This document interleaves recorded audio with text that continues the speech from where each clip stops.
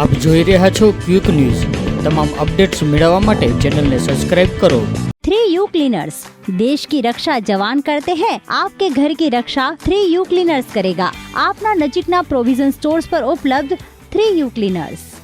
બનાસકાંઠા જિલ્લાના સરહદી ભાભર માર્કેટિંગ યાર્ડની ચૂંટણીને લઈને આજે મતદાન અને કાલે મતગણતરી। માર્કેટિંગ યાર્ડ ચૂંટણી માટે 16 સભ્યો માટે 50 ફોર્મ ભરાયા।